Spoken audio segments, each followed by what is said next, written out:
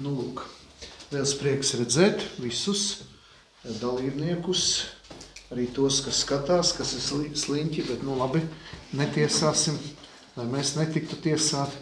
Šodien es runāšu ļoti interesantu tēmu un reizē arī sarežģītu tēmu. Varbūt pat teikt vienu no sarežģītākām tēmām, jo pagājušo reizi mēs runājam par to, kas ir mūsu ticības pamatā. Atcerieties, mēs runājam par kerigmu, tātad galvenās ticības patiesības. Un mēs sapratām to, ka Dievam ir plāns attiecībā uz mums. Viņš tātad pasauli neatstāja nelaimē, kas ir grēka pārņemta, grēku un ļaunumu pārņemta, un viņš sūta savu dēlu Jēzu Kristu kā glābēju, mesiju, par kuru jau tika pravietots vecajā derībā.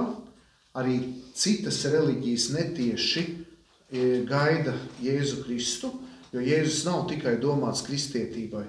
Jēzus pestīšana pārklāja visas reliģijas, visas filozofijas. Pat ja tie, kuri seko islāmam vai budai vai hinduismam vai kādā citā reliģiskā filozofiskā sistēmā, ar viņiem ir vajadzīgs Jēzus. Tikai viņi līdz viņiem nenonāk līdz viņam. Bet Jēzus ir nomiris par visiem cilvēkiem. Un pagājušajā reizē mēs runājam par to, ka viņš tātad ir nodibinājis baznīcu, jo viņš skaidri zināja, ka viņš vēlējās, ka lai šī viņa atnestā vēsts nepazustu, nepaliktu karājoties gaisā. Un šodien mēs runāsim par dievišķo atklāsmi. Revelation. Revelācija Dei. Tas ir, latviski to lieto atklāsme, tātad kaut kas tas, kas mums ir atklāts. Tātad mums ir kaut kas atklāts. Mēs paši to neizdomājām, arī senie latvieši nevarēja to izdomāt. Viņi meklēja patiesību par Dievu, viņi nebija tālu no Dievu, bet bija vajadzīga intervence, iejaukšanās no augšas. Un tāpēc šodienas jautājums, kā Dievs nāk pie mums? Kā viņš nāk pie mums? Jo Jēzus ir pirms 2024 gadiem atnācis, 30 gados sludinājis 3 gadus, ir nodibinājis Dieva valstību šeit uz zemes, teicis, nožēlojiet grēkus, ticiet evaņģēlijam, nožēlojiet grēkus. Un tad, kad viņš nomira un augšām celās, tātad grupa mācekļi ieticēja viņam un sāka vasaras svētkos saņēma svēto garu un sāka izplūst, izšķīst, jeb izklīst pa visām tā laika zināmajām teritorijām, Romas impērijā, un sāka dibināt tādas mazas šūniņas, kuras mēs saucam par draudzēm, par bīskapiem, tātad veidojās pirmajā baznīca. Bet šodien mēs nerunāsim tik daudz par baznīcas struktūru, bet par to, kā šī Kristus atnestā vēsts nonāk līdz Salaspils katoļu draudzē 2024. gadā. Kā notiek šī nodošana tālāk, šīs dievišķās atklāsmes nodošana tālāk. Tātad apostolis Pāvils pirmajā vēstulē Timotejam uzsver, ka Dievs grib, lai visi cilvēki būtu atpestīti un nonāktu līdz patiesības pazīšanai. Tātad nav tā, ka Dievs ir ekskluzīvs. Dievs ir inkluzīvs, jeb iekļaujošs. Viņš grib, lai visas tautas, visa pasaule tiktu glābta. Līdz ar to Dievam nav kaut kādi pareizie vai nepareizie cilvēki. Viņa vēsts ir universāla. Tāpēc arī Jēzus saviem mācekļiem teica, ejiet un māciet visas tautas, kristīdami tās tēva, dēla un svētā gara vārdā, un dariet par mācekļiem visas tautas. Tātad visus, arī latgaliešus, lībiešus, kuršus, zemgaļus, žemaišus, lietuviešus, poļus un pārējos itāļus, francūšus vispār. Viņš grib, lai visi būtu pestīti. Tāpēc atšķirībā no jūdaisma kristietība ir universāla. Arī budisms, hinduisms nav universāls. Kristietība ir universāla. Viņi vēlējās aptvert visas zemes, visu pasauli. Un, kā jau es iepriekšējā nodarbībā runāju, kad senās tautas gribēja pašas nonākt pie Dieva. Mēs runājam par seniem latviešiem, upursalas, upurālas, totēmi, fetiši, dažādas pērkona tēvs, vēja māte. Tas viss ļoti pareizi, jo šie cilvēki vienkārši meklēja augstāku spēku. Un ir arī mūsdienās tādi cilvēki, kuri nav kristieši katoļi, viņi saka, es meklēju augstāku spēku. Es viņu meklēju.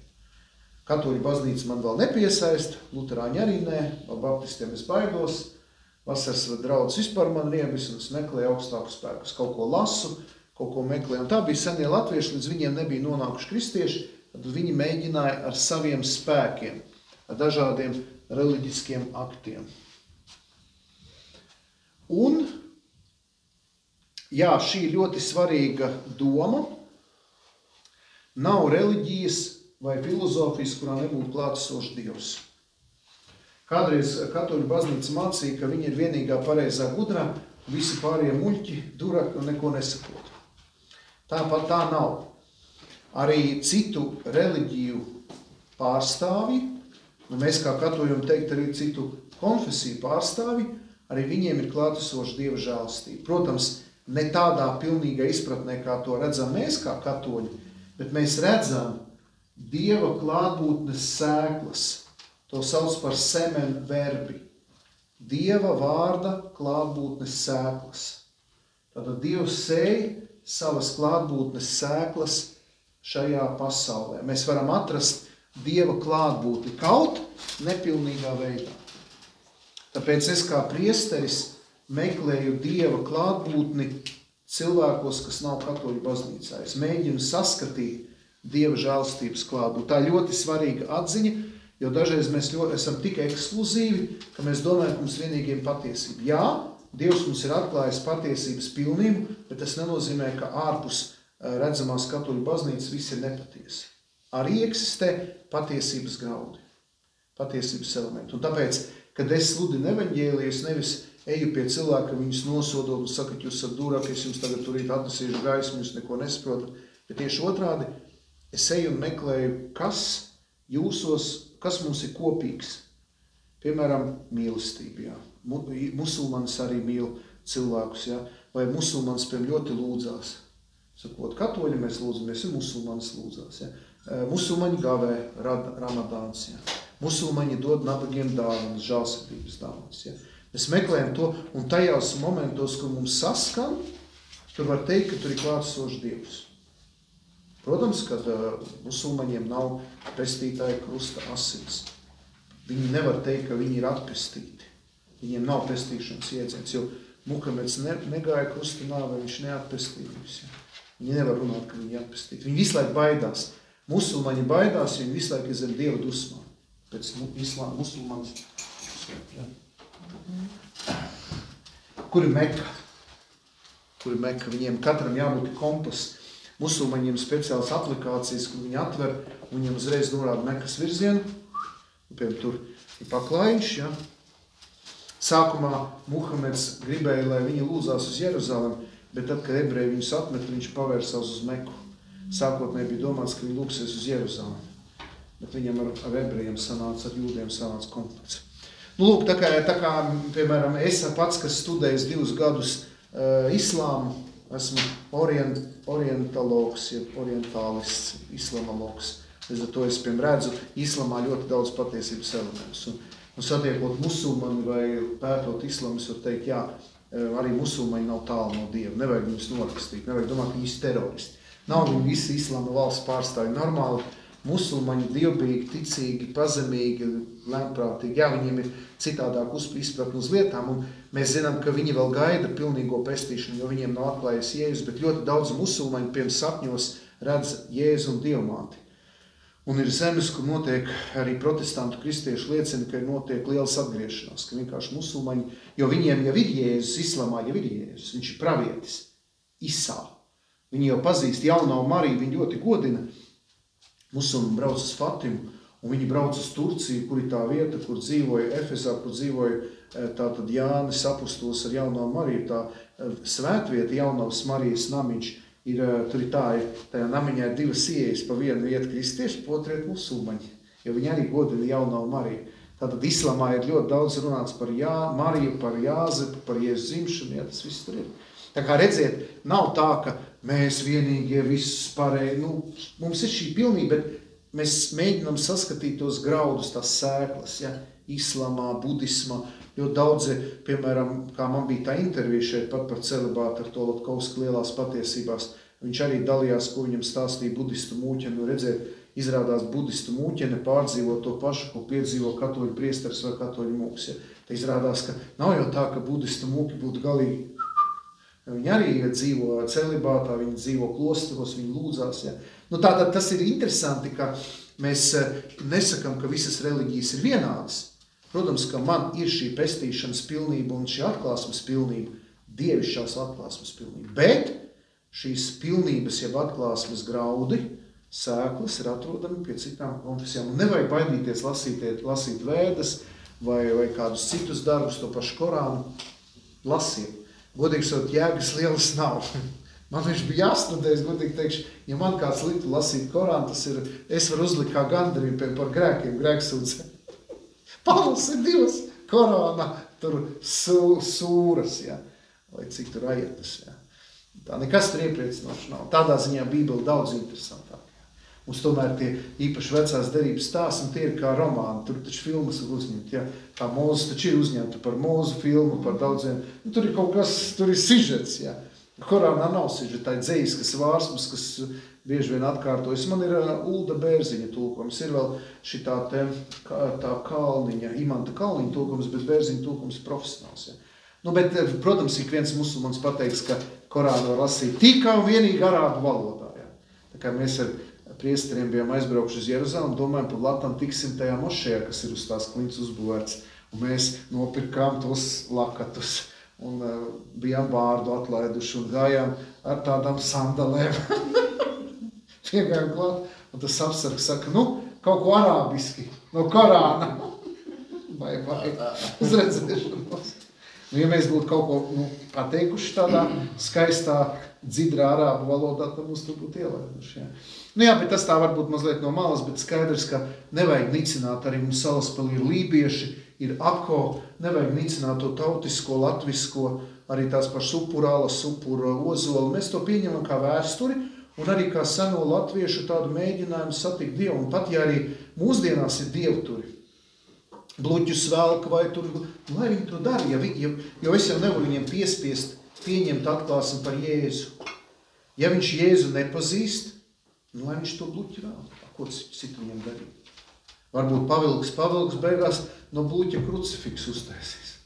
Nu, tādu domu, ka gan jau pienāk. Protams, es nevaru pateikt, ka tad, kad viņš bluķi vēl, ka tas ir tas pats, kas pielūk Jēzu. Tur ir atšķirīgi. No manas perspektīvas Jēzus ir atpestījis mūs no bluķa vilkšanas. Skaidrs, ka man kā kristietim vairs nevajag nekādu bluķi vilkt. Man viss ir skaidrs, man rekur ir mans pestītājs. Ja? Bet tas, ka viņš vēl nav saticis Jēzu, nu, viņš varbūt nav vainīgs. Ja? Ka viņam ir tāls ceļš, viņš varbūt ir ieļaunojis, vispār nevar pieņemt, viņam tas liekas tā. Jā, tātad Dievs ir noslēpts tā. Tātad Dievs noslēpumaini darbojas ikvienā cilvēkā, tautā, reliģiskā sistēmā jau kopš pasaules radīšanas. Tādējādi sagatavojot, šeit ir vārds sagatavojot, savu unikālo, neatkārtojumu atklāsmi Jēzus Kristus personā. Un te ir ļoti svarīgi uzsvērt, ka šī atklāsme vairs neatkārtosies. Tā ir vienreizēja, unikāla un neatkārtojama. Līdz ar to mums nav jāgaida jaunas atklāsmes, mums nav jāgaida jauni vēstījumi, mums nav jāgaida jaunas vīzijas. Jēzus visu ir izdarījis. Un Jēzum nevajag neko pielikt ne klāt, ne atņemt. Un arī man kā priesterim es dažreiz domāju, bāc varētu uztaisīt kaut kādu ekšanu, lai piesaistītu vairāk cilvēkus, kaut kādu tur lai man tur vajag. Nē. Pat ja man baznīcā paliek ļoti maz cilvēku, vai ļoti maz vai nemaz, mans mērķis nav dabūt pilnu Salaspils katoļu baznīcu. Jo es nevaru iedomāties, ja es tā vietā, lai būtu populārs vai ekšanisks, es tagad kaut ko sākšu mainīt šajā vēstī. Piemēram, cilvēkiem nepatīk runāt par grēku, par gavēni, es noņemšu krustu un tagad, davai, neņemam to gavēņa laiku. Nav viņš foršs. Cilvēkiem nepatīk runāt par pelniem, par maisiem, par gavēšanu, davai kaut ko tādu foršāku, stilīgāku. Ja? Tagad teiksim tā, ka ja tu ticēsi Dievam, tev būs veselība un tu būsi bagāts un mēs visu laiku, katru svētdienu dziedināšanas būs, tikai fiziskas dziedināšanas. Un tad ir tādi cilvēki, kur tiek ievest tādā domāšanas veidā, ka Dievs viņam tikai dod, ka viņam ir jādod. Un beigās čuši, jo nav jau tā, ka Dievs tikai dod. Ir jau situācijas, kad nekā nav, ka Dievs nu šķietam neko nedod, ka viņš pat atņem veselību, beigās dzīvību. Tā ir man traģēdijas, kad aiziet jauni nositās ar mašīnām, katastrofām, ja ka tev jāizvada, ka te bija izvadījām to vienu puisi, kas bija cietis avārijā, te viss Salaspils raudāja. Tā ir situācijā, ko tu vari pateikt, tas nav uzvarošais Dievs, tas nav uzvarošais pestītājs, kas atrisina visas lietas. Un ko tu tādā situācijā darīji? Un tad cilvēki saka, nu, ja šitāds ir Dievs, tad mēs viņam neticēsim, mēs neiesim uz baznīcu. Ko es varu pateikt? Es taču nevaru pateikt, nu labi, tagad pamainīsim Dievu, lai tikai jūs nākat. Ja? Un tas ir tāds kārdinājums arī no man, kā garīdznieka puses, nerunāt par tām tēmām, kuras nav populāras, lai tikai cilvēkus neaizbiedētu. Ja? Es tagad nerunāšu tur par tādu jomu, par tādu. No baušļiem arī paņemsim tos tādus nērtos, tur tādi smagāki baušļi, lai neaizbiedēt cilvēkus. Lai man būtu vairāk cilvēki, lai es būšu populārāks. Ja, tātad unikālā, neatkārtojumā atklāsme Jēzus Kristus. Pilnīga atklāsme. Jēzus ir atklājis patiesību par Dievu. Kas redz mani, redz tēvu. Jāņa evaņģēlijs, ja jums sanāk, vienkārši mēs tādā bībeles stundā lasam Jāņa evaņģēlijs 6. nodaļu, vienkārši mēs te bijām gar zemi, mēs visi apgāzāmies no galda. Jo nevar nemaz palasīt, tur ir tik spēcīgi tā 6. nodaļa, ka mēs vienkārši iestrēgām, ja? Un tur ir Jēzus runā par sevi kā dzīvības maizi, un kas redz mani, redz tēvu, mēs tur iegājām pilnīgi tādā var teikt, kosmosā. Ja. Un tā ir realitāte, ka tu tiec ievest tajā patiesībā par Dievu. Tā kā šī atziņa ir ļoti, ļoti svarīga. Man nav jāmeklē citi pestītāji, man nav jāmeklē citas atklāsmes. Un man ir šausmīgi tracina, ka katoļi skraida un vēl kaut ko meklē, tur kaut kas parādījās, tur kaut kāds ir kaut kāds vizionārs, tur kaut kas parādījās. Nē, man ir atklāsme jau ir atklāta. Man tikai viņai jāpēta un jāpadziļina. Man nav jāizdomā jauna atklāsme. Ja? Tā kā nemeklēt nekodus jaunus ekšenus. Un dažos gadījumos katolim, kristietim šķiet, ka kristietība ir garlaicīga. Garlaicīga ir tāpēc, ka mēs negribam iet dziļāk. Mēs gribam peldēt pa virsiem ūdeņiem. Tas, kas grib peldēt pa virsiem ūdeņiem, viņš papeld. Te jau viss ir zināms, te jau nekā neviens. Tu palaid dziļāk.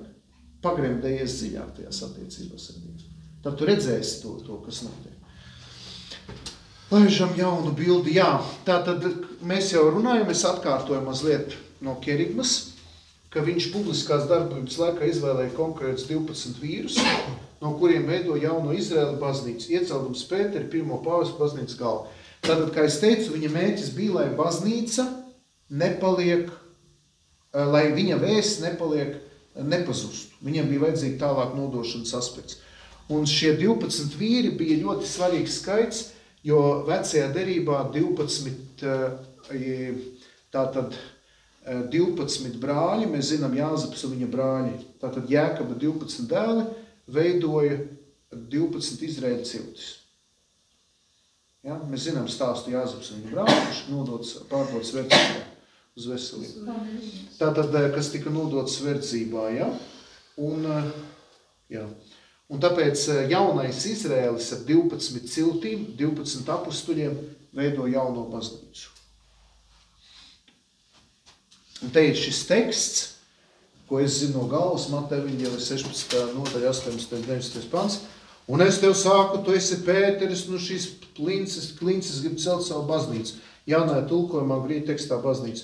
Un ēles vārtiem to nebūs uzvarēt. Es tev došu debesu valstības atslēgas, ko tu siesi virs zemes, tas būs siets ar debesīs, ko tu atraisīs virs zemes, tas būs jābūt atraistam ar debesīs. Tātad šis teksts pamato to, ka Jēzus uztic Pēterim atslēgu varu. Un jūs zināt, ka Vatikāna ģērbonī ir 2 pārpustotas atslēgas. Varat aiziet apskatīties. Ja? Tās ir Pētera atslēgas. Un tā ir tā atslēgu vara. Tad baznīcai ir dotas atslēgas, tas nozīmē vara pasludināt autentisko vēsti. Baznīcai ir uzticēts šis depozīts, mantojums, bagātība. Un baznīca nav saimniece. Man dažreiz žurnāls saka, kad tad atcels baznīca to celibātu, un kad tad tur viņa mainīs savu mācību, bet baznīca nedrīkst mainīt savu mācību.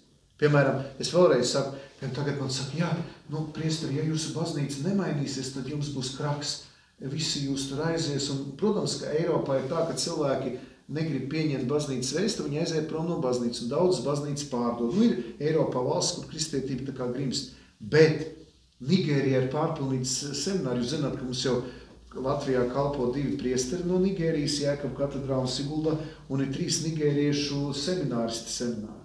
Un viņi saka, ka viņiem ir 400-500 semināristi tur. Tas nozīmē, ka ja vienā kontinentā baznīcas tā kā zūd, tad citā viņa attīstās. Baznīca jau nekļūst mazāk. Tik jautājums, vai mēs gribam viņu, ne. Un ja Eiropa nepieņems, atteiksies no katolicisma, viņa pazudīs, jo Eiropa šobrīd noveco un islāms viņu pārņem. Francija ir islāmiska, Vācija ir islāmiska. Ja? Un islāmā ir jauni vīrieši, kas iet uz mošeju, kas lūdzās. No Eiropa pati sevi izdara pašnāvību, ja? Atsakoties no kristietības. Un te ir jautājums, ka baznīca nemainīs savu mācību. Mēs nevaram mainīt savu būtību. Ja? Tā kā man arī nav jādomā saļikā, lai tikai pievilktu visus saļikiešus. Davai, mēs kaut ko te. Man jāsludina tādu, kādu to atnesa Jēzus, un tādu, kādu to pasludina baznīca. Tāpēc mums arī labi, ka ir katehizms, tas, piemēram, zeltenais, viņš satur šo patiesības kopumu. Ja tajā grāmatā ir ietverts viss tas, jeb viss tas ne, tas viss, kam tic un ko sludina baznīca. Tā. Un tagad būs pats trakākais. Jo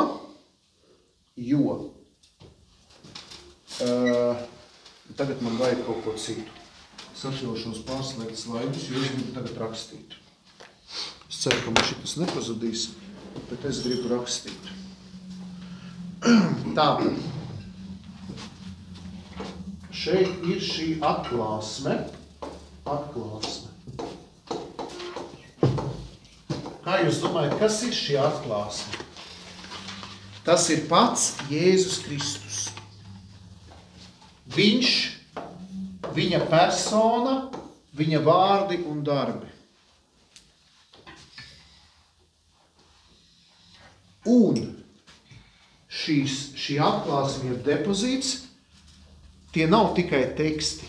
Tas ir viss tas, jeb tas viss, kam tic baznīca, ko Jēzus gribējis mums atklāt. Un šī atklāsme tiek nodota tālāk 2 veidos. Un šis jums būs jāzina, kā reizrēķins naktī pieceļoties. Primāri Jēzus Kristus sludināja mutvārdos. Mutvārdi. Jūs zināt, ka, piemēram, tautas dziesmas salīdzinoši nesen tika pierakstītas. Krišjāns Barons draselēja pa Latviju un vāca tautas dziesmas. Bet viņas ļoti ilgi pastāvēja mutvāru tradīcijā, un arī etnologi, folklorologi un visi pārējie apliecina, ka senos laikos daudzas lietas tika nodotas tālāk no paudzes paudzē mutvārdos. Jēzus, kad sludināja, viņš neteica, rakstiet bībeli vai lasiet bībeli. Viņš sludināja, ejiet pa visu pasauli, sludiniet evaņģēliju, pats Jēzus neko nerakstīja. Viņš arī neizmantoja tekstus, jo tad, kad Jēzus lasīja Toru, veco derību, viņš jau nelasīja kā bībeli, jo ebreji zināja no galvas vecās derības tekstus.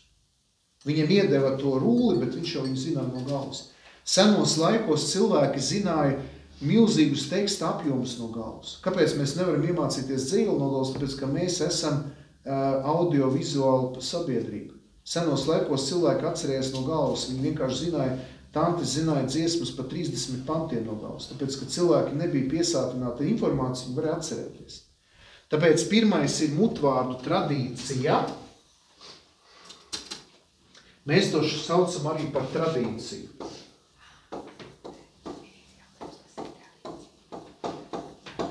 Tātad jums eksāmenā jautājums, kas ir tradīcija?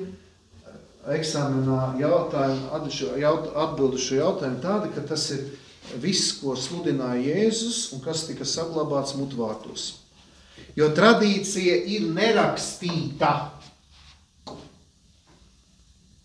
Tradīciju nedrīkst pierakstīt. Tā vienmēr saglabājas mutvārdos. Es domāju, arī latviešu tautas tradīcijas primāri pastāv mutvārdos. Tiklīdz kā Krišjāns Barons viņus pierakstīja un noguldīja Dainu skapī, šīm dainām pienāca gals. Un, starp citu, jūs redzat, ka, piemēram, jūs pajautājat kādam latvietim, viņš māk kādu tautas dziesmu nodziedāt?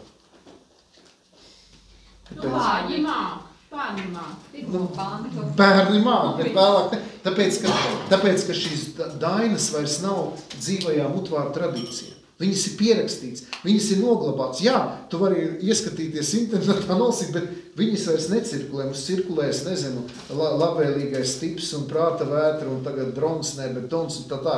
Mums ir pilnīgi cita tradīcija, kas ir mūsu galva. Bet tātad kaut kādā ziņā var teikt, ka latviešu arī mutvāra tradīcija ir mirusi vai mirsti, jo mēs dzīvojam citā tradīcijā. Tāpēc arī kristīgo tradīciju nevar pierakstīt un viņa mājo baznīcā. Viņa ir baznīcā. Piemēram, Bībelē nav rakstīts, ka jākrista mazi bērni. Bet mēs kristam, jo tā ir baznīcas dzīvā tradīcija, kas bija no pirmajiem gadsimtiem. Bībele nav pretrunā. Bībelē nav nekur teikts, nedrīkst kristīt mazus bērnus. Bet Bībelē nav teikts, kristiet mazus bērnus. Līdz ar to mutvārdu tradīcija ir paralēli rakstītai tradīcijai. Rakstītā tradīcija. Un kā sauc šo rakstīto tradīciju? Svētie raksti. Tie ir svētie raksti. Mēs to saucam par Bībeli. No grieķu valodas biblos ir grāmata. Konkrēta grāmata. Sastāv no 2 daļām. Pēc tam šīs daļas ir ārkārtīgi neproporcionāls, jo šī ir vecā derība, šī ir jaunā derība. Vecā derība satur jūdu svētos tekstus, ebreju. Šī ir ebreju bībele. Tie teksti, kas bija pirms Jēzus Kristus dzimšanas. Viņi gan ir izkārtoti citādākā secībā ebreju bībelē, šie teksti ir citādāk izvietoti un ir kādas 9 grāmatas, kuras ebreji apšauba, jo viņas tika sarakstītas grieķu valodā. Un arī Mārtiņš Luters viņas apšaubīja, tāpēc viņas sauc par deuterokanoniskām. Pie protestantu bībelē ir mazāk grāmata nekā katoļu bībelē, bet tagad bībele ir izdot 2 versijās, ar deuterokanoniskām un bez deuterokanoniskām. Lūk, tātad šī rakstītā, un šī tradīcija satur konkrētus burtus. Mēs varam saskaitīt, cik burti, cik vārdi ir bībelē. Pie tam šis vecās derības teksts oriģinālā tika rakstīts senebreju valodā, un jaunās derības teksts oriģināls tika rakstīts sengrieķu jeb koinē valodā. Es māku sengrieķu valodu koinē, es arī lasu jauno derību grieķu valodā, un arī ceturtdienās, kad mēs stojam Bībeli, es personīgi lasu šos tekstus grieķu valodā, jo es neusticos šim pie glika tulkojumam, kas ir pilns ar ko? Ar ģermānismiem. Kas ir ģermānismi, piemēram, Dievs tas kungs. Grieķu tekstā nav tas kungs. Tas kungs ir mana stiprā pilns das her. Tas ir nabaga gliks artikulu pārtulko latviski. Un ielika Bībelē tas kungs. Paldies Dievam, jaunajā tulkumā vairs nav tas kungs, bet jūs zināt, kāds bija karš ar luterāņiem, kur taču pieraduši pie tas kungs. Vairs nav tas kungs, ir Dievs kungs. Jo nevajag artikulu tulkot. Artikuls nav Bībelē, grieķu tekstā nav vārds artikulu. Tātad ir ģermānismi, ir daudzi semītismi, bet paldies Dievam, jaunais tulkojums. Es tūlīt parādīšu. Tad šitas ir glika tulkojums. Es tūlīt parādīšu jaunais tulkojums. Jaunais tulkojums šeit.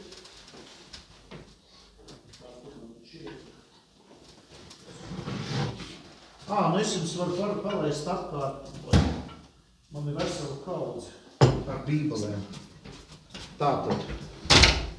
Šis ir grieķu teksts. Viņš nav oriģināls, jo jūs zināt, ka oriģināli pazuduši.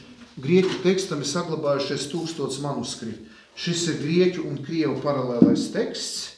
Tas ir oriģinālais. No oriģināli izveidot 1000 manuskripti, no 1000 manuskriptiem izveidots pamatulkojums. Te ir krievu valodā, poļu valodā, un šis ir jaunais latviešu tulkojums ar deuterokanoniskām grāmatām, tātad ar katoliskajām grāmatām iekšā. Tās ir bībeles. Lūk, un tā jau ir rakstītā tradīcija, ko mēs saucam par bībeli.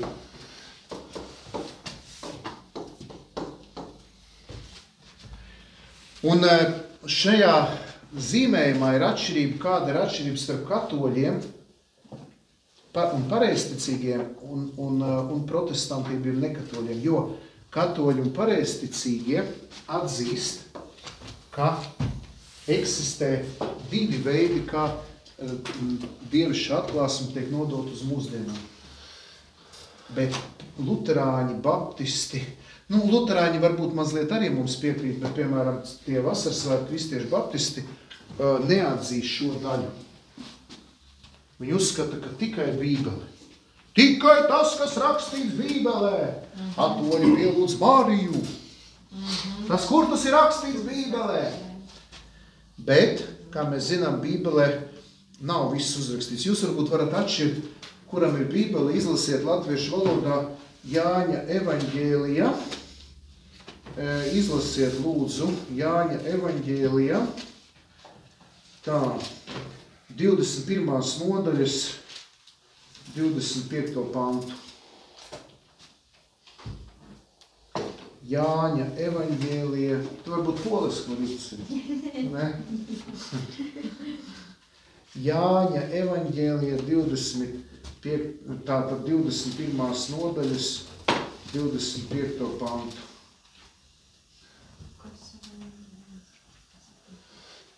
Nav vienīgs vēl var iedot. Jāņa evaņģēlija izšķīrās. Kā viņš ir šeit nosaukts tāpat? Es nevaru atrast. Tūlīt nolasīs. Jāņa evaņģēlija. Tur ir. Es kaut kas nevaru. Tāda nav. Nē, tas ir vēsturi. Tas ir vēsturi. Reku te Jāņa. Jā, viņš ir saturā.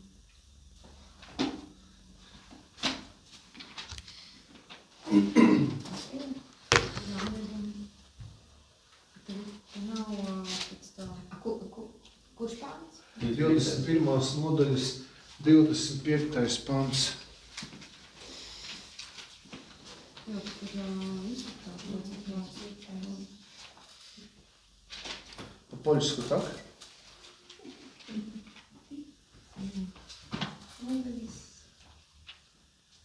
Jāņa evaņģēlija 21. nodaļas 25. pants.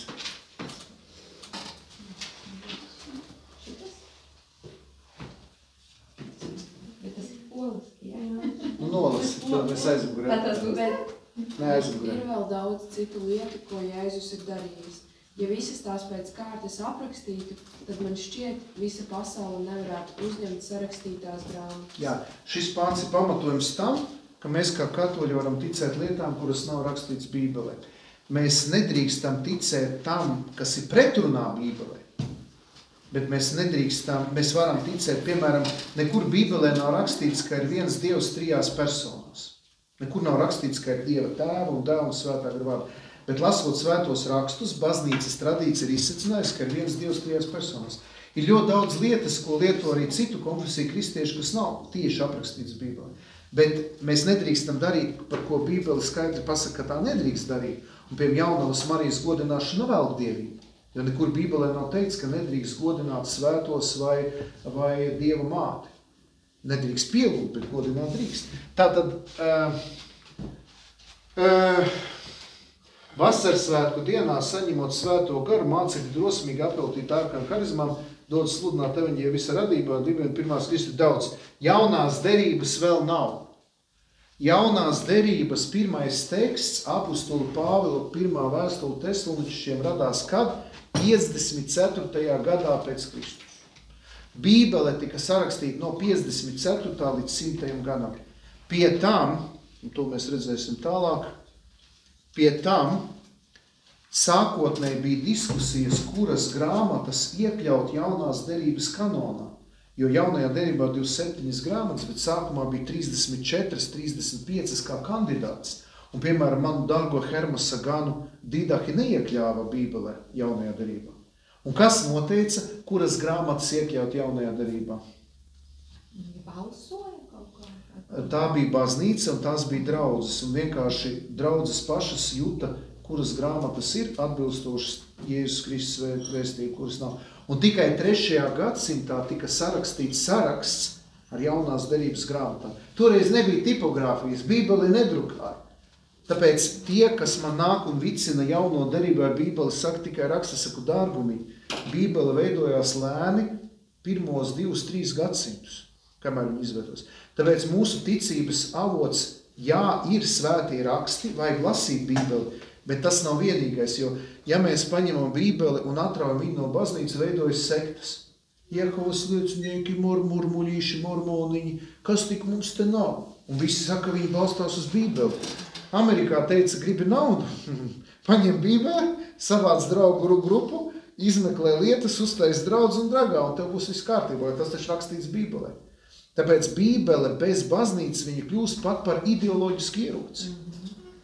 Cik daudz uz Bībeles pamata, piemēram, mēs zinām visādas ideoloģijas, visādas sektas, kas izvāk no Bībeles, piemēram, tie paši Jehovas liecinieki neļauj pārliet asins, uzskatot, ka dvēseli asinis. Viņi paņēma vienu vecās derības pantu un uzskatīja, ka nedrīkst pārliet asins. Un tagad, piemēram, Jehovas liecinieku dēļ medicīnas personālam ir speciāli jātur speciāli iekārta, jo viņiem ir kategoriski aizliegts pārliet asins.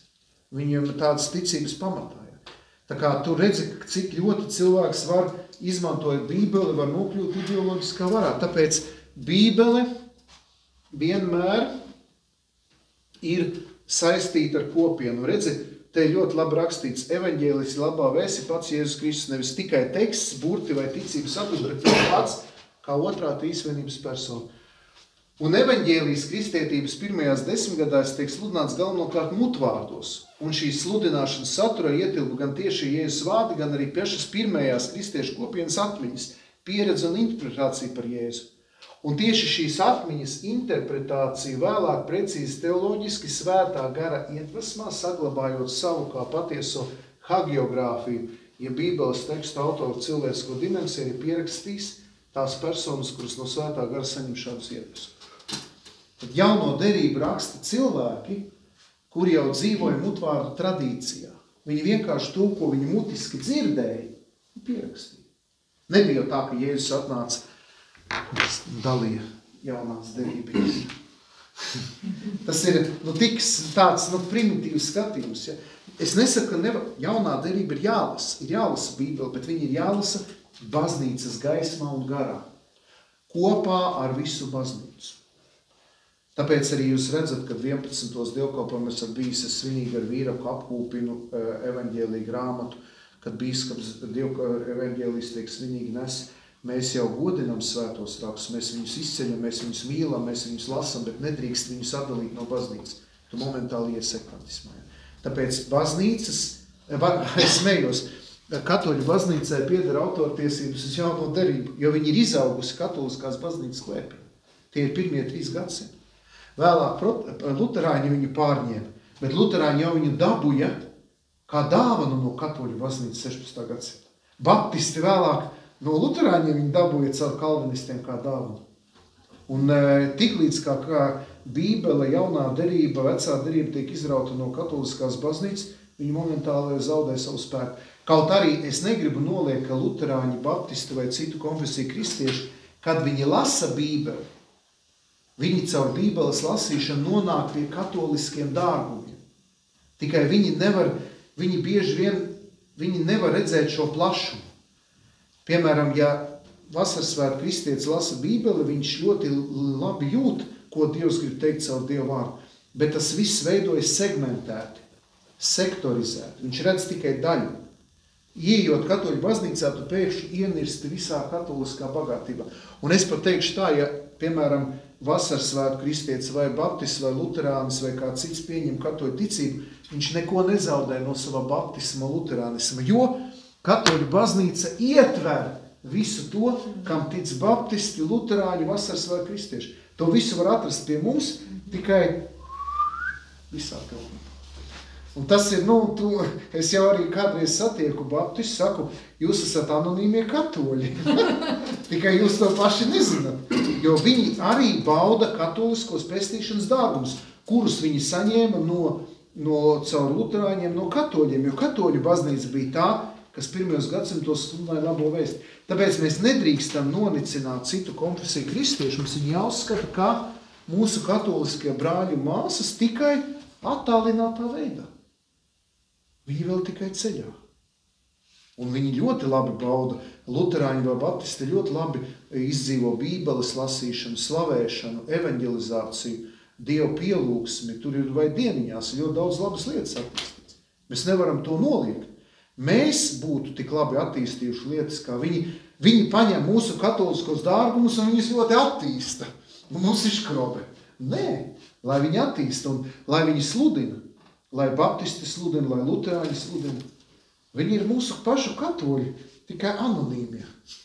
Paši to nemaz nezina. Jo viņi jau neradās ne no kā. Viņi atšķēlās no katoļu baznīcas. Tātad paņēma katolisko bagāžu, aizvālēja prom un tātad, mēs tur luterāņi. Kas jūs par luterāņi? Jūs esat vienkārši anonīmie katoļi. Tikai nesakiet viņiem, ja? Tas ir noslēpums. Bet tas jau nav sliktā nozīmē. Tas nozīmē, mēs viņus cienām, mēs viņus mīlam, mēs viņus iesaistam. Un tad, kad mums bija arī šī diskusija ar luterāņu mācītāju, tu ļoti labi arī just. Es jūtu katolisko vienotību, jo viņš jau arī skatījās uz dievgaldu, uz euharistiju no savu luteriskā viedokļa, bet tās atšķirības jau nav būtībā, viņas jau ir pavisam citā līmenī. Un mēs redzam, ka mēs jau gribam baudīt to pašu Jēzu Kristu. Tikai viņš to saprot tā, es to saprotu tā. Bet mērķis te ir viens. Mērķis te ir satikt Jēzu. Tā, nu lūk. Tātad ar pēdējo apustuļu nāvi noslēdzas atklāsme. Pēc pēdējā apustuļu nāves. Tātad 100. gadā, kad nomirst apustulis Jānis, noslēdzas atklāsme, un viņa tiek nodota divās veidos. Ja? Tātad mutvārdos, to es jums izstāstīju, un rakstveidā, kuri bija svētā gara iedvesmoti, viņu sauc par hagiogrāfiem. Svētrakstītāji. Cilvēki, kuri saņēma svētā gara iedvesmu, uzrakstīt to, ko Jēzus sludināja. Tas ir Matejs, kas bija Jēzus apustulis, tos mēs saucam par evaņģēlistiem, kas rakstīja 4 evaņģēlis, jo jaunā derība sastāv no 4 evaņģēliem. O, šitas atkal jāuzraksta. Šitas ir tik smuki. Tā, šito es jums uzrakstīšu.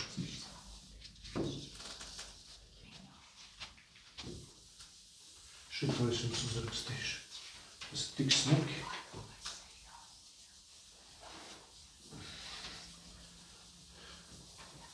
Šito es jums uzrakstīšu.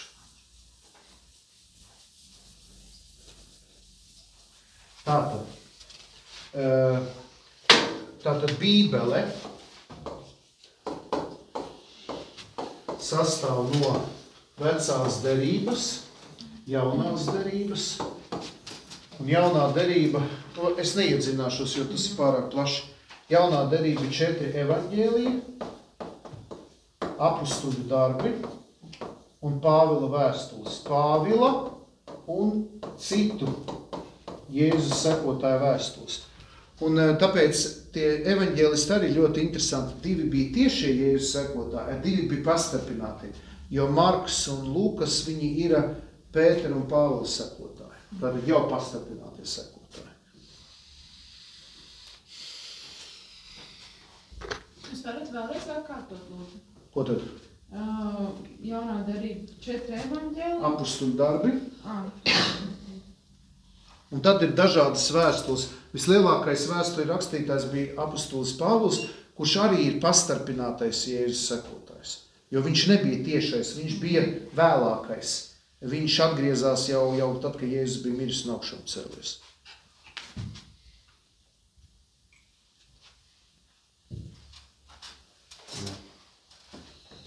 Bet atsevišķi par Bībeli, tad ir Bībeles stunda. Tur mums nebūs tik daudz laika iedzināties svētajos rakstos. Un jāsaprot, ka katram rakstniekam ir savs literārais žanrs. Un, ja skatās Bībeli, tad vecā derība ir piesātināta ar tādiem literāriem žanriem kā vēsturiskais pasaku žanrs. Un dažreiz Bībelē vecajā derībā ir teksti, kuri sastāv no pasaku tēlojumiem, kur personāži nemaz nav reāli eksistējuši. Piemēram, ir diskusijas par to, vai Jonas un Iebs vispār eksistē. Piemēram, Ieba grāmata, autors izdomā stāstu par Iebu, kurš ir pamācošs stāsts, Jo bieži vien senos laikos, lai to sauc par gudrības literatūru, jeb sapiencālo literatūru. Tātad, reiz tēvam bija 3 dēli, 2 gudri un 3 vēl gudrāks. Pieņemsim. Mēs taču nezinām šo 3 dēlu personas kodus. Saprotiet, tas ir izdomāts stāsts. Un, taču Lāčplēss arī, protams, viņš ir ķegumietis, es zinu, ķegumas silos dzimis, un, protams, tā ir man patriotiskas jūtas, ja? Bet mēs taču nezinām Lāčplēssam ne personas kodu, ne radrakstu, jo tas ir izdomāts stāsts, mitoloģisks stāsts. Tāpat arī Bībelē ir mitoloģiski elementi. Piemēram, čūska, kas bija paradīzes dārzā. Mēs nezinām ne viņas garumu, nekāda tur zeltis vai odze vai kas, mums nav tāda data. Vai ābols, vai Antonovka, vai dzidrājā, mums nav tāda data. Izdomāts stāsts, tēlains stāsts, kurā ielikts garīgas patiesības. Tāpēc lasot veco derību, īpaši veco derību, bet ar jauno, ir jāņem vērā literārais žanrs. Tu pat ir mīlas ceļi. Piedodiet, bet pat arī ir jaunā ceļi. Dziesmu, augstā dziesma. Līgavains samīlējas savā čomenē, ja, un raksta par krūtīm vēl kaut kas. Ja.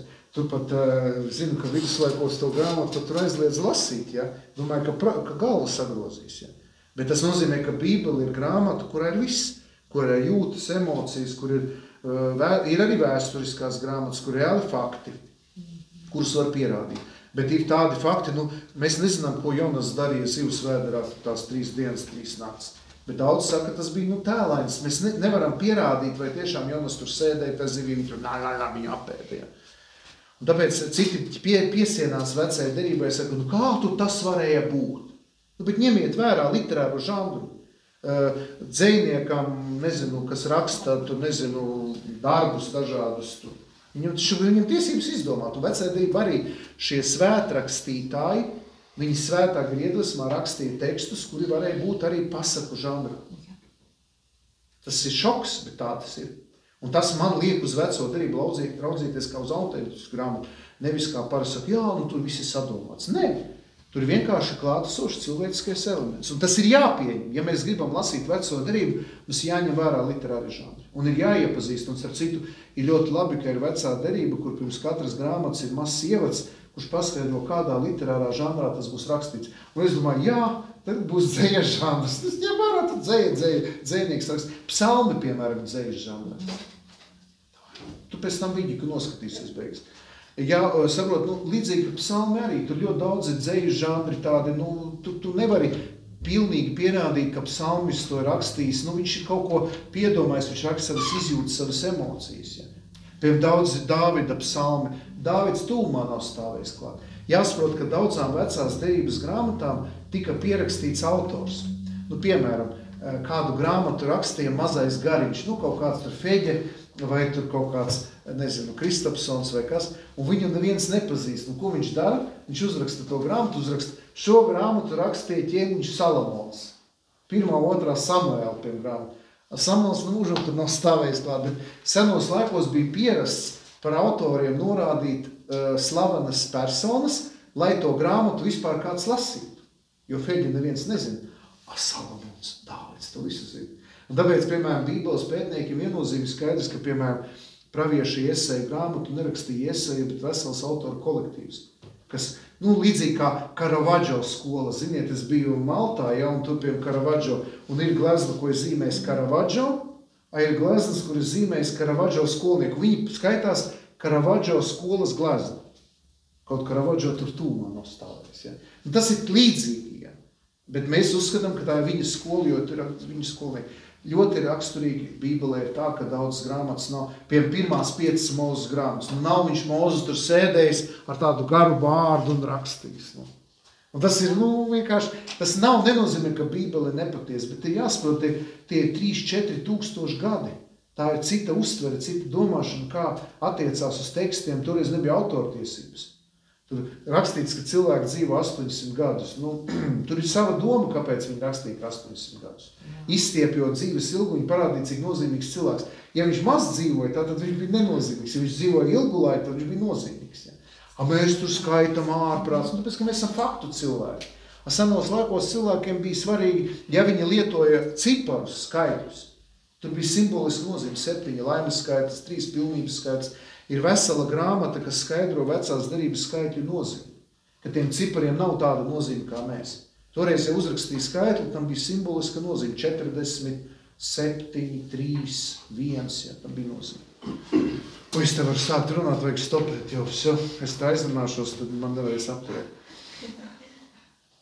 Nu, lūk, tas ir tas, ko es teicu, kad ir tradīcija un svētie raksti, un baznīca caur saviem bīskapiem, ja tā var teikt, uzrauga, ka baznīcas mācība netiek izmainīta. Un es varu teikt, ka svētais gars ir nodrošinājis to, ka caur gadu simtiem un tūkstošiem baznīca savu mācību nav mainījusi. Un tas ir pārsteidzoši. Bībele nav izmainīta. Jūs zināt to stāstu, ka pēc 2. pasaules kara Izraēlas teritorijā Kumranā atrada senus bībeles tekstus, ko bija slēpusi eseņu sekta.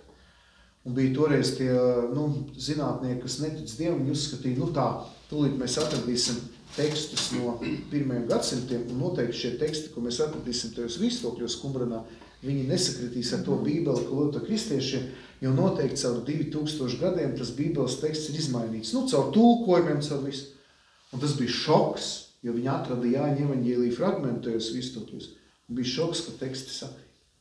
Un tas bija tāds trieciens visiem šitiem te ateistiem, visiem neticīgiem, jo viņi gaidīja, tūlīt būs pierādījums, ka tas teksts, jo tas bija saglabājies no 1. gadsimtiem, neskats vienkārši smiltīs un tika atrasts. Un izrādās tas teksts, ko mēs tagad lasām, sakrīt ar to Jāņa evaņģēlija tekstu, ko atradu.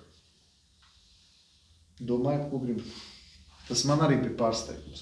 Jo visi tur gaidīja, tūlīt mēs viņus sakausim, kristieši visu sagrozījuši pēc 2000 gadiem, tas ir muļķības, tas ir kaut kas izmainīts, ja tomēr ne.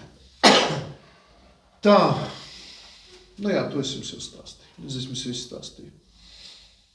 Un baznīcā saplūst svētie raksti ar nerakstīto tradīciju.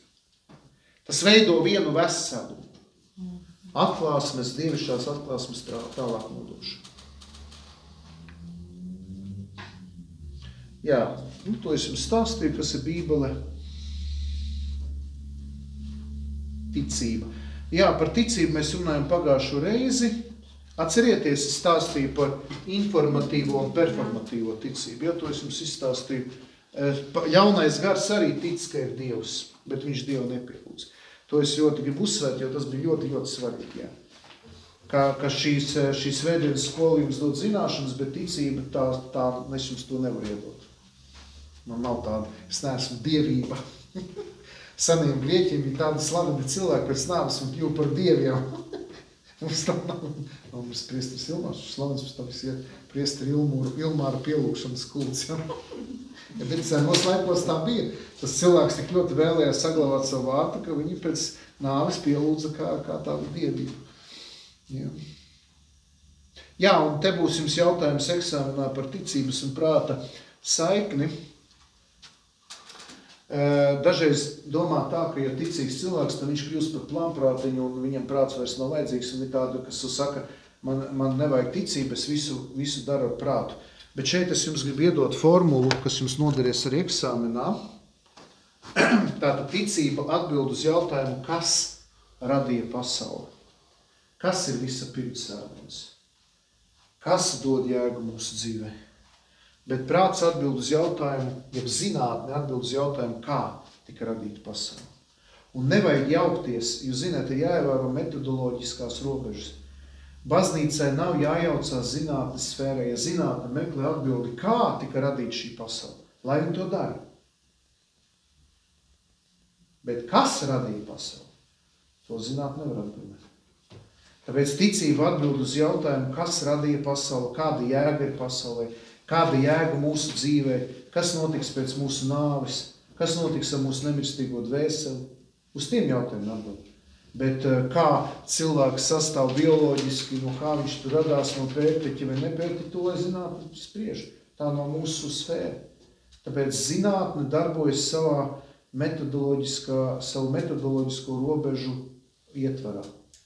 Un zinātnei nav jābāžas ticības jomā. Tāpēc tas ir kļava laikam, kas tas ir.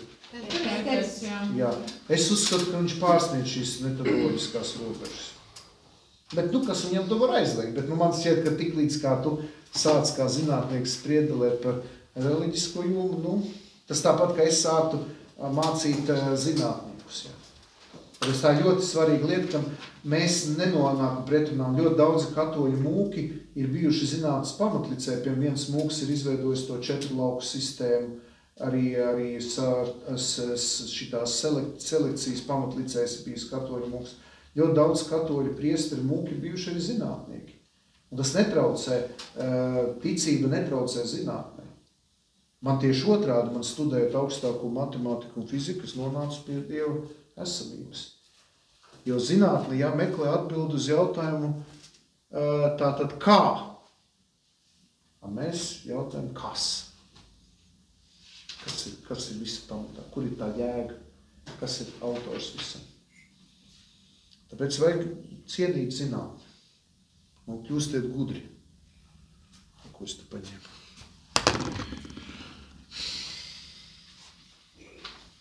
Jā, zinātnei un ticībai un garīgumam ir savas robežas. Un katrs respektē otru sfēru, kur tas drīkst jaukties. Ievērojot ticības un prāta baznīcas zinātnes īpašās robežas, šīs divas jomas var līdzās pastāvēt.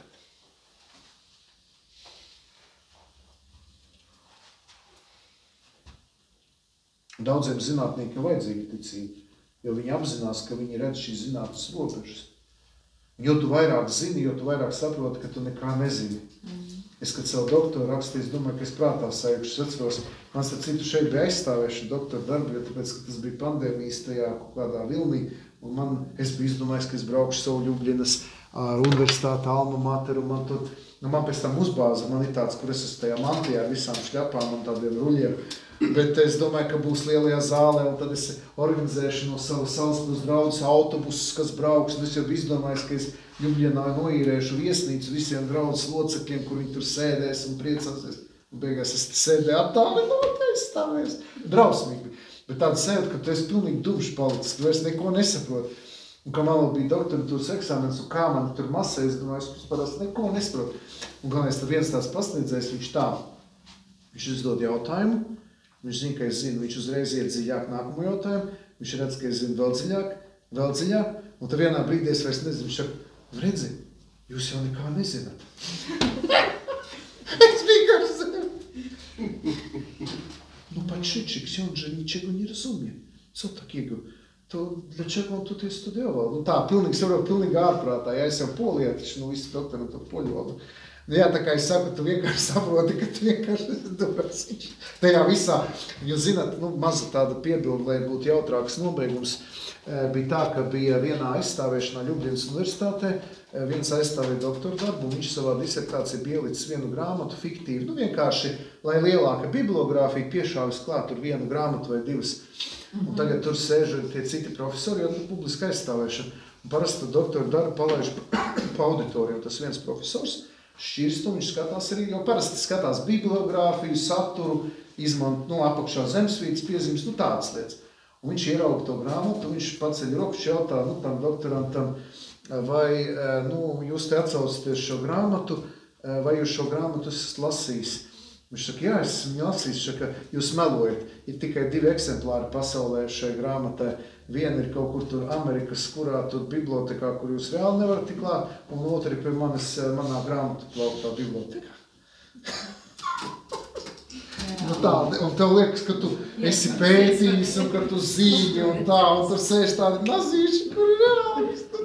Tāpēc es saku, ka tas, ja runā par prātu, ja, tur tu vienkārši saproti, cik tu veri vaļā, un tu redzi, ka tas viss vienkārši okeāns, ja, tu vienkārši. Un tad tu saproti, ka tā ticība jau tevi ieved tajā plašumā, kur zinātnīgs var, mazliet mēģināt tā zināšanu, un viņš redz tās robežas. Tā. Ļoti labi. Stunda. Varbūt ir kādi jautājumi par šo jomu. Es ceru, ka es atbildēju uz eksāmenu jautājumu. Ja? Jā. Man bija tieši jautājums sagatavos par tiem dzīves ilgumiem. Daudz mums to, kā tā var būt par 800 gadus, 500 gadus, un tagad es zinu, ka tas ir tā. Bet es domāju, ka būtu labi, ja mēs varētu ārpus šī kursa, ja tajās ceturtdienās, ja jums interesē Bībeli, mēs varam paņemt atsevišķi vairāk par Bībeli, par izcelsmi. Mums tās Bībeles stundas ceturtdienās ir tādas interesantas. Te nav baigie pūļi, bet tie, kas mēs esam, tad mēs tā pagraužam tīri forši. Patīk. Tad vēl, es kas nedzirdēja, varbūt, vai palaida garām. Ko nozīmē katoļu baznīca, tas katoļu? Ko tas... Katoļu no grieķu valodas nozīmē katolikos. Man starp citu šajās dienās jāraksta priekš Latvijas Nacionālās enciklopēdijas čirklis Katoļu baznīca. Man pat ir līgums noslēgts ar Nacionālo biblioteku. Es būšu šis šķirkļa autoru tiesību turētājs. Man uzticēja vēl, pirms jāizveido. Tas ļoti nopietni, jo man iedomājieties, man kaut kādās tur cik tur 1000 zīmēs jāieliek Katoļu baznīca. Es nevaru iedomāties, kaut kas ir jāizdara, jo vajadzīgs šķirklis. Ja? Un, mēs no dažādām konfesijām vienkārši rakstam šķirkļus par attiecīgām konfesijas lietām. Bet vārds katolis nāk no grieķu vārda katolikos, kas nozīmē universāls. Bet primāri baznīca nozīmē arī ebreju valodā kahal jahve, tas ir sapulcinātā tauta, sasauktie ļaudis. Un katoļu baznīca nozīmē universāla kopiena, sapulcinātie cilvēki no dažādām tautām.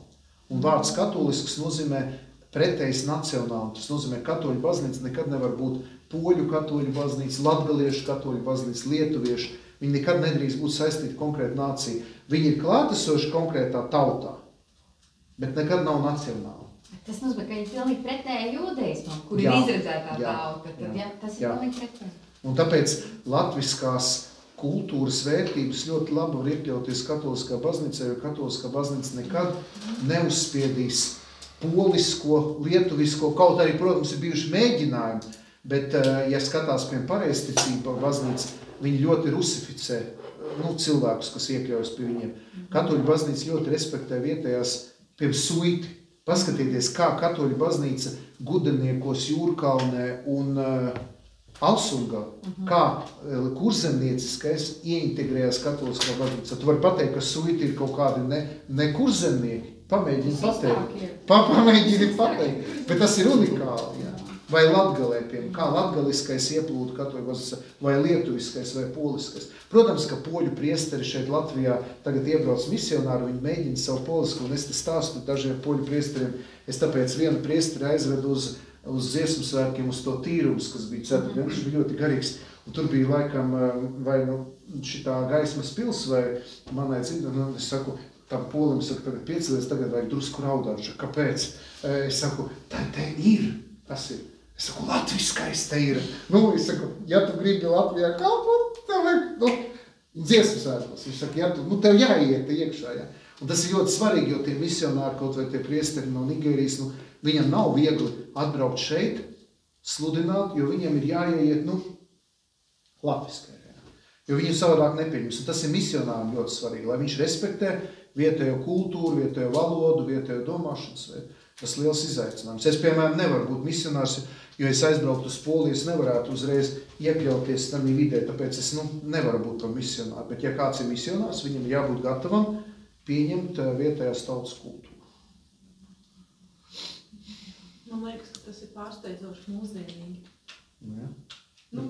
Kad liekas, tas ir tik ļoti mūsdienīgi šobrīd. Bet tas ir katoliski, un tas ir redzams daudzās vietās, jo es saku, cik ļoti pie Spānijā, Itālijā, Brazīlijā, Francijā, kur katoļu baznīca, cik ļoti viņi ir saplūdusi ar vietējām tradīcijām. Cik viņi, dažreiz pat protestantu brāļi vai māsas vai baptisti pārmet, ka katoļi ir tā kā sinkrētiķi, ka viņi, tā kā katoļu baznīcā ir ienākuši aldīvības elementi, bet patiešām ir bijušas kultūras, kur pie Brazīlijā, kur katoļu baznīca arī mazliet tolerējusi kaut kādus tur, varētu teikt, pagāniskus elementus. Piedod Latgalē, tur arī tādi zababa, un es dažreiz domāju, kāds tas var iespēt. Bet tie cilvēki, viņi tādi vienkārši, viņi tur, dažreiz katolicisms arī ar maiticību ir sajaucies kopā. Un es nevaru uzreiz visus tur slānīt, mums te arī, nes to svētīt ūdeni, kaķus tur dzirda vai lopus. Man skatoties, domā, kur tur vispār ir tā autentiskā ticība, bet tur vienmēr ir bijis kaut kādi tie tautas elementi. Ja.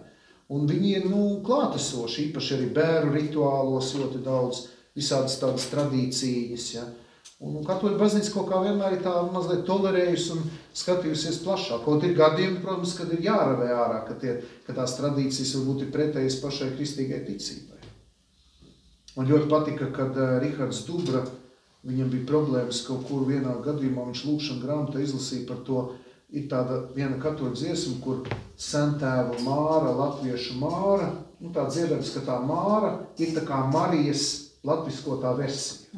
Un viņš ir uztaisījis veselu skaņdarbu par Mārai, bet domāju to par jauno Mariju. Viņš teica, viņam tas bija arī tāds kosmisks piedzīvojums, jo viņš saka, ka viņš viņā saslēdzās, ja, ka tā ļoti daudz latviešu vārdi ir folklorizējušies katoļu svētie. Ja. Tas pats lielais Kristaps ir svētā Kristofora mīts, kas ir latviskojis. Bet tas būtu atsevišķs sarunas temats, jo tā ir vesela, ar to nodarbojas arī Latvijas Universitātes kultūras akadēmijas, tur viņiem vesels nozarēs. Bet tas jaunais tulkojums diži atšķirās no vecā? Jaunais ir ļoti labs, jo vecais ir ļoti ar ģermānismiem pilns, bet jaunais tulkojums ļoti tuvu grieķu tekstam. Bet, ja es paskatos to grieķu variantu, ja, jaunais tulkojums, īpaši jaunā derība, ir ļoti pieskaņota tam grieķu tekstam. Viņš ir ļoti labs. Es iesaku lietot jaunu tulkojumu. Nu labi, jautājumu nav, tad noslēgsim lūkšanu.